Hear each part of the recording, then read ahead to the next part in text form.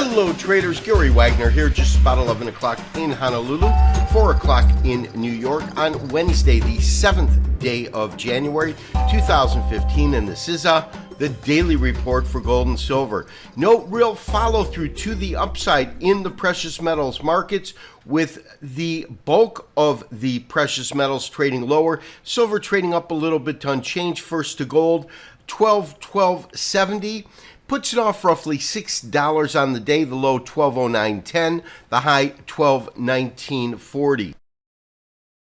Silver, in essence, trading unchanged today. You can see that on this daily chart. This is a pure doji candle right now.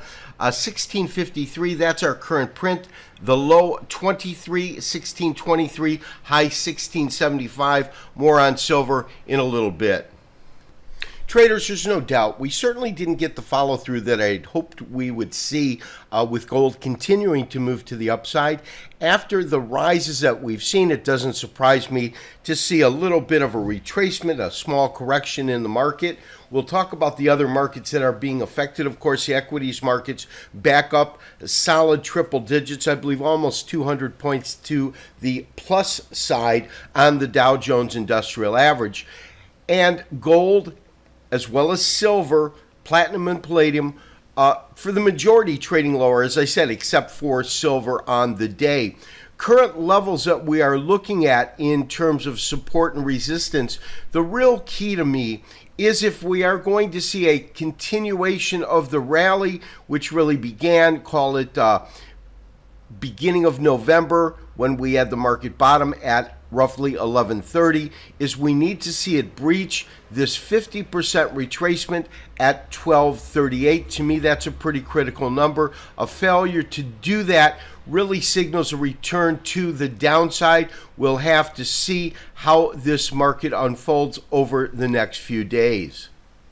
So traders, we're looking at a half a day chart, standard candlestick format, and this of course is the chart that I had sent out as we looked at this market rising, this being half day candles, and we did absolutely have the market trade and break above that. I believe it had a high roughly of 23. You can see that right in here. So we definitely got a break above this longer standing resistance line right in here, but we absolutely did not get the follow through, and today it's just trading at but not above, which gives me some reason for concern, because my sense is that if we don't quickly break through this resistance line and go to test those areas that we talked about, that we could see a return to this market really trading within the confines of this compression triangle and then break to the upside, if in fact that's the way we're going to see it go.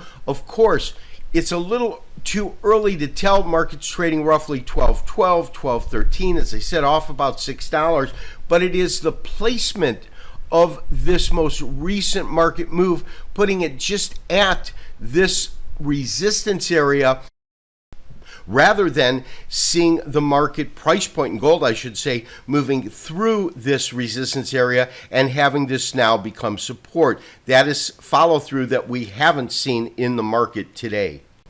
That being said, we'll need to monitor this market rather closely and see if the market does continue to find resistance in this area, or we can kind of move above this price point. As I said, if that happens, the different areas that we're looking for on the upside are 1223, and then this one top that we spoke about that we really need to exceed, which roughly falls just above, I believe, 1234 on the charts. So one thing that we did talk about was this nice recovery that we saw in the equities markets today, trading up almost 200 points on the Dow Jones Industrial Average. We're looking at a half a day chart, E-mini Standard & Poor's. We've put one basic fib retracement from 1814 up to the record tops at, call it 2090. And when we do that, we've identified a 38% retracement at 1985, and we've also seen that pretty much matching up with the low that we received just the other day. We have, excuse me, a nice move to the upside. We certainly have resistance right now at 2025, and that is the 23% retracement of this interim or shorter term move. Of course, when we look at our longer term studies, this being a weekly E-mini, we've identified real resistance right now at these tops being 150% extension, and that is an extension of this wave 1, wave 2, and as I said, I currently believe that we are in wave 3. The question is whether this wave 3 is still ongoing, or are we going to enter some sort of corrective period?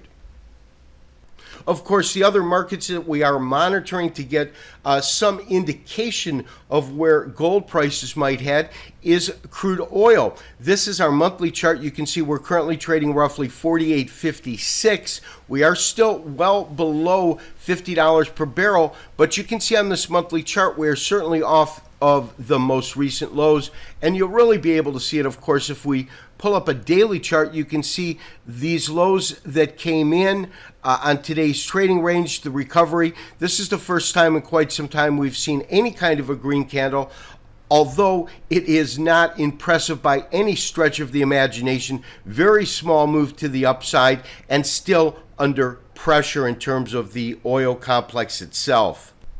Lastly, we'll take a look at the dollar index. It is higher today. This on our weekly chart, you can see we're at 92.21. We are just at this one particular resistance area.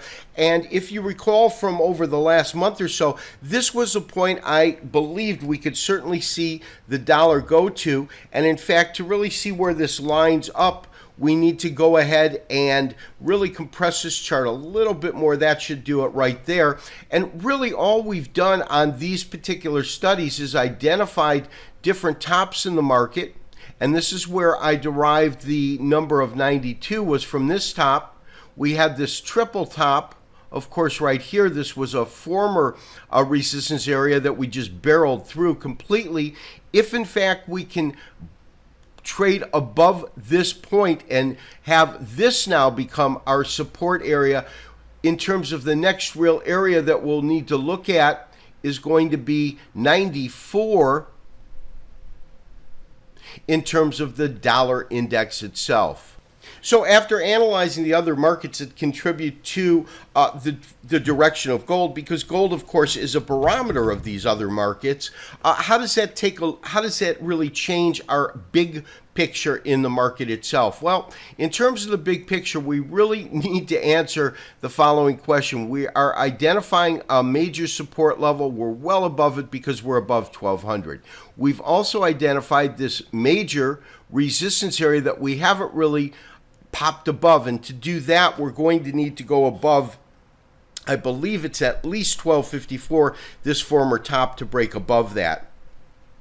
And so in terms of a bullish camp, we need to see a break above that. We really need to see the follow through that we didn't get today over the next couple of days, because my sense is that if we don't get this follow through and a real surge above the particular price points we've been talking about, we could see a return of pressure in terms of gold back to the downside.